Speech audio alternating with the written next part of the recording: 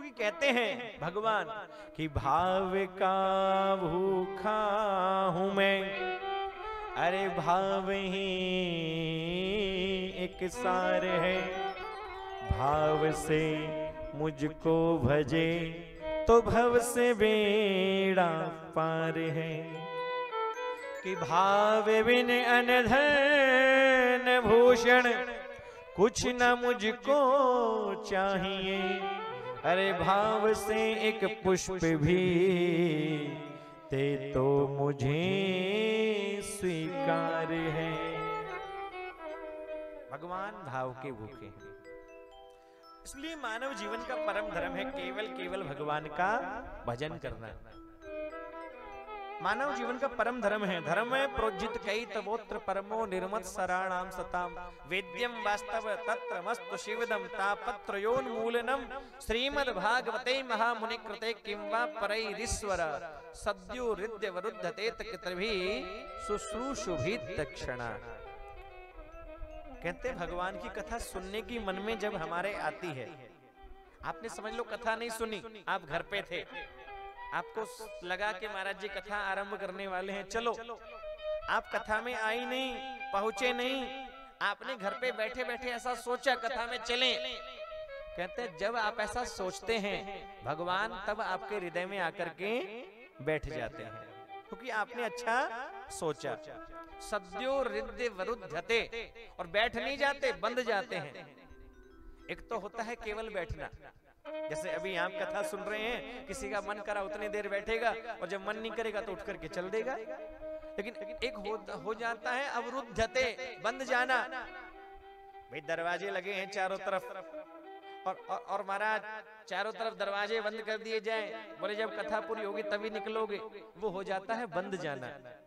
तो कहते हैं भगवान की कथा सुनने की इच्छा जब हमारे मन में आती है, सुनने की इच्छा होती है, तब ही भगवान हमारे हृदय में आकर के बंद जाते हैं। भागवत की महिमा का बखान किया है कि निगम कल्प तरोर गलितम फलम। ये भागवत क्या है? कहते हैं वेद रूपी कल्प वृक्ष का पका हुआ फल है भागवत। निगम कल्प तरोर गलितम फलम सुख मुखाद अमृत द्रव संयुतम पिबत भागवतम रसम आलयम मुहुर्हु रसिका भुवि भावुका। वेद रूपी कल्प वृक्ष का पका फल है भागवत। अब किसी ने पूछा महाराज ये भागवत को आपने फल बताया है, तो फल में गुठली होती है, छिलका होती है, और समझदार व्यक्ति गुठली छिलका नहीं खाता, तो इसमें गुठली क्या है, छिलका क्या है? तो कहते हैं इसमें गुठली छिलका कोई होता ही नहीं है, ये तो रस है। पिबत भागवतम रसम, इस भागवत रस को पियो। बोले कितनी बार पिए? एक बार पिए, 2 बार पिए, 5 बार पिए? बोले इससे पहले कहीं और पी रहे थे, अब चुरली गांव में पी रहे हैं, मध्य प्रदेश में बैठ के पी रहे हैं, फिर 6 तारीख 7 तारीख से फिर नागपुर में पटगौरी में जाकर के पिएंगे, और फिर उसके बाद फिर रायपुर में पिएंगे, फिर उसके बाद नारनौल में आरंभ हो जाएगा, फिर उसके बाद राजस्थान चले जाएंगे। कितनी बार पिए? तो लिखा पिबत भागवतम रसम आलयम। बोले जब तक मर ना जाओ तब तक पीते जाओ, और मरने के बाद दोबारा भी जन्म हो जाए तो इसे दोबारा पिए। बोले कब तक? आलयम, जब तक हमारा मोक्ष ना हो जाए, मोक्ष पर्यंतम पिबत भागवतम रसम। और कहते हैं जो श्रद्धा से इस भागवत का पान करता है, आपने सुना कल, पठना जो पढ़ता है, श्रवणा जो सुनता है, पठना श्रवणा सद्यो वैकुंठ फलदायकम। भगवान अपना वैकुंठ उसके लिए खाली कर देते हैं, उस सब सुखों को भोगता है। जीवन में तापत्रय विनाशाय, सभी प्रकार के दुख, सभी प्रकार के कष्ट उसके दूर हो जाते हैं, और अंत में भगवान की वैकुंठ को वो प्राप्त करता है।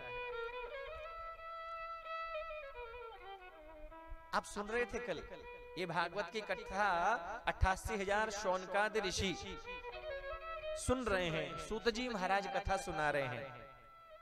कौन सी भूमि है जहां पर सूत जी शौनकाद ऋषियों को कथा सुना रहे हैं? आप बता सकते हो कोई?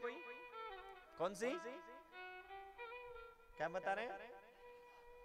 नैनीताल, नैमिषारण्य, वेरी गुड, बिल्कुल, बाबूजी के लिए ताली बजाओ जरा एक बार।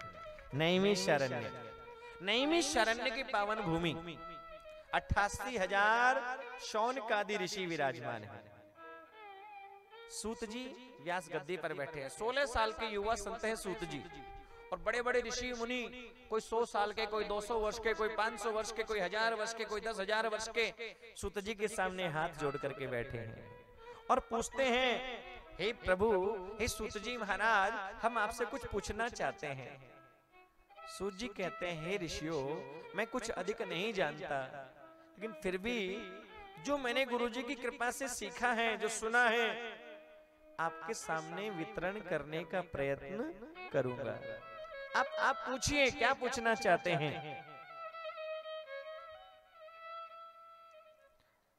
आप पूछिए, क्या पूछना चाहते हैं? कहते हैं, शौनकादि ऋषियों ने 6 प्रश्न किए। कितने प्रश्न किए? कितने? 6 प्रश्न किए, और इन 6 प्रश्नों के ऊपर पूरी भागवत कथा चलती है।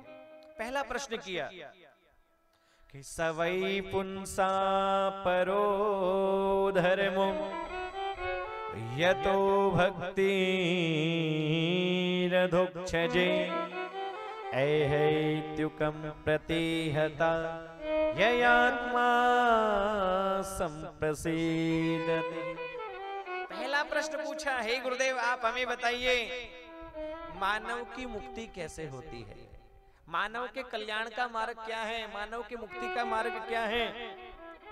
क्या दिन में 5 बार नहाने से कल्याण होगा? आप हमें बताइए, बोलो, होगा? हाँ जी के ना जी? बोलो ना, होगा? जरूरी नहीं है। बोले केवल नहाने से परमात्मा मिलते, तो मछली को सबसे पहले भगवान मिल जाते, है ना? वो मछली तो हमेशा नहाती रहती है। हम छोटे थे जब सीखते थे कि मछली जल की जीवन उसका, है ना? ये सुनते थे जब छोटे थे तब। वो मछली हमेशा जल में नहाती रहती है, बाहर निकालो क्या हो जाएगी? मर जाएगी। बाहर, जल से बाहर जैसे ही निकाला वो रह नहीं पाती, लेकिन फिर भी मछली को भगवान मिले गारंटी नहीं है। तो ये बात सही है कि 5 बार नहाने से भगवान मिलेंगे, जरूरी नहीं है। तो महाराज, क्या एक महीने में 30 व्रत करने से परमात्मा मिलेंगे? आप हमें बताइए। बहुत लोग बहुत व्रत करते हैं, बोले आज सोमवार का व्रत है, कल मंगलवार का व्रत है, फिर गुरुवार का बृहस्पति भगवान का व्रत है, फिर संतोषी माता का व्रत है, बोले शनि देव का व्रत है, फिर ये प्रदोष का व्रत है, फिर ये त्रयोदशी का व्रत है, फिर पूर्णिमा का व्रत है, फिर ये व्रत है, फिर एकादशी का व्रत है। तो कितने व्रत? एक महीने में 30 व्रत करने से परमात्मा मिलेंगे? बोले जरूरी नहीं है। क्या पेड़ पर उल्टे लटक करके तपस्या करने से भगवान मिलेंगे? आप हमें बताइए। क्या पूरे शरीर में भस्म धारण करने से भगवान मिलेंगे? या लाल, काला, पीला, सफेद कपड़ा पहनने से भगवान मिलेंगे? बोले जरूरी नहीं है। मानव की मुक्ति का क्या मार्ग क्या है? आप हमें बताने की कृपा करें। तो बताया महाराज, बोले मानव की मुक्ति का एक मार्ग है, क्या? कि परमात्मा के चरणों में निस्वार्थ भक्ति हो जाए। वैसे तो लिखा है भिन्न भिन्न कामनाओं के अनुसार देवताओं की उपासना की जाती है, लेकिन सबसे अच्छी भक्ति, सबसे बड़ी पूजा वो है जो बिना कामना के भगवान का भजन किया जाता है। बिना कामना के भजन हो। महाराज 6 प्रश्न किए हैं, आप पहले 6 प्रश्न सुनिएगा। पहला प्रश्न है, मानव की मुक्ति का मार्ग क्या है? पहला प्रश्न क्या है? पहला प्रश्न क्या है? मानव की मुक्ति का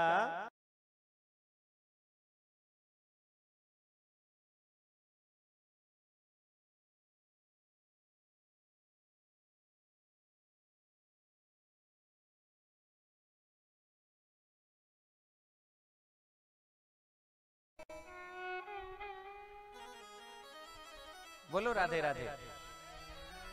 पीछे वाले भी बोलो ना। हाँ हाँ हाँ।